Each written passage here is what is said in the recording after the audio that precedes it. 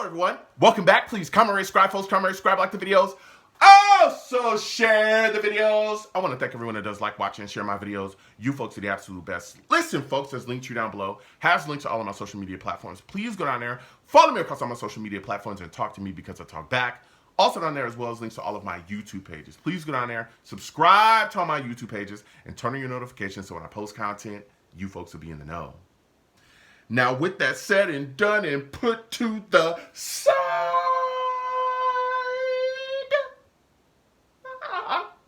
I've come to talk to you folks today about Jadeveon Clowney. Jadeveon Clowney. I want to talk to you folks, man. I believe that he is a guy that the New York Jets must get signed. He's got to be in a Jets uniform next year, and we're going to have the discussion on why I believe that, okay? Now, keep in mind, all right, while I'm saying this, he is currently a free agent, okay? We know free agency moves fast. If he signs in the next 3 seconds, don't be blaming your boy, okay? He's currently a free agent as I'm speaking to you folks about this situation. Now, he was set to visit the New York Jets. There's been a lot of talks about, the visit, what happened when the visit, but we know he's set to visit the Jets, but currently still a free agent at this point, right? Now, Jadeveon Clowney was part of a really good defense with the Ravens. I mean, they were shutting people down. They were ferocious in 2023. Keep in mind, they only gave up 16.5 points a game average throughout the season. That was the best in the NFL, okay? They also led the league in turnovers. They had 31. I believe they were tied for first with the Giants. They were just getting after it, man. They also led the league in team sacks. They had 60 total sacks last season. 60.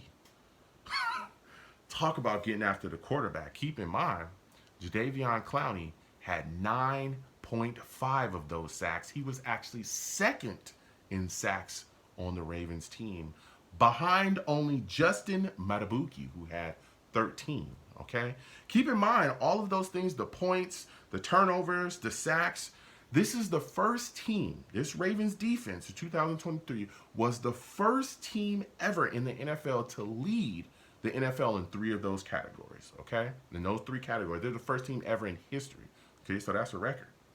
Now, when you look at this situation, right, I look at the Jets and I say to myself, we have to get pressure consistently here. We know that this defense is built on pressure.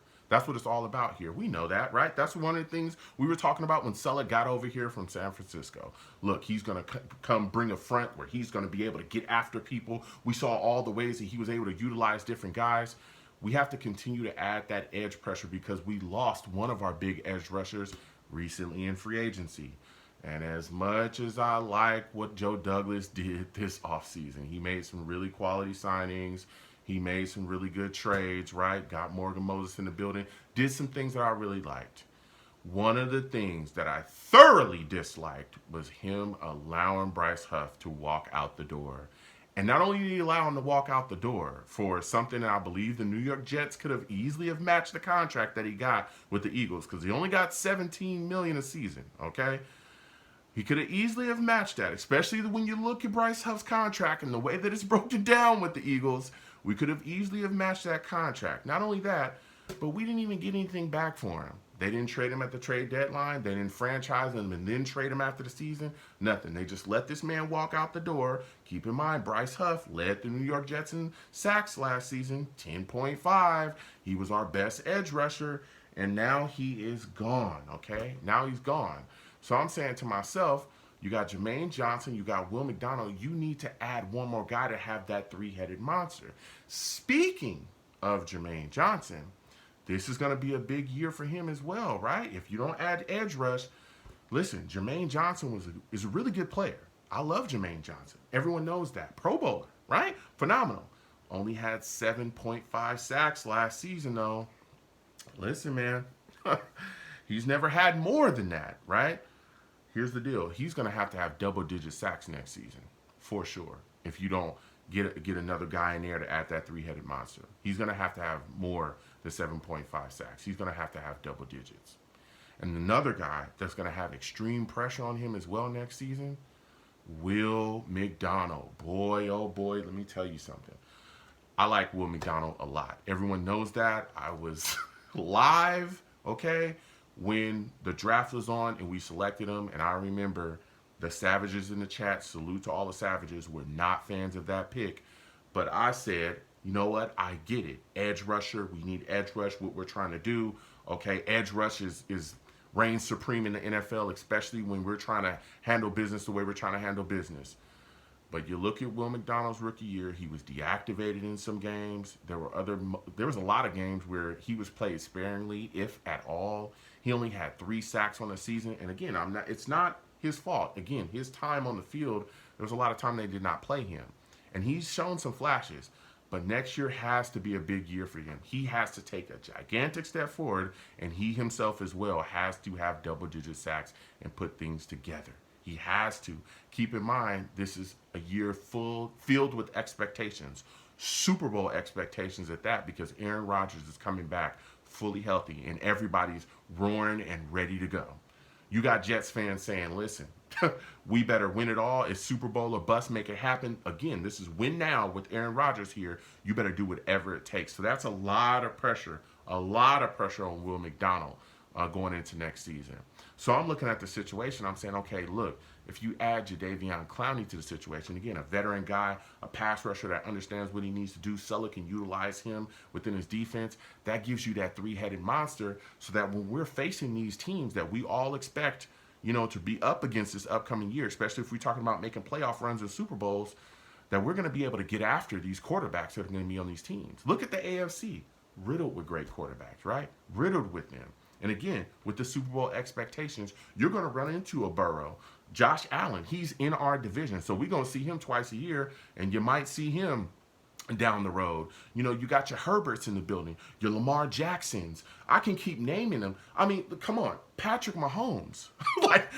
Do I even need to talk about that man? As of right now, the path to the Super Bowl, the path to the Super Bowl to the AFC runs through them. It runs through the Chiefs at this point because they just continued on to do their thing. So it's like, bro, you have to bring people to get after it. You have to have that 3-headed monster. Ask teams that faced that man Mahomes what it felt like when they did not have enough to get to him. I can guarantee you they're going to tell you that it didn't feel good. It didn't feel good to watch him go out there, cook, and eat, okay? And we cannot let that happen.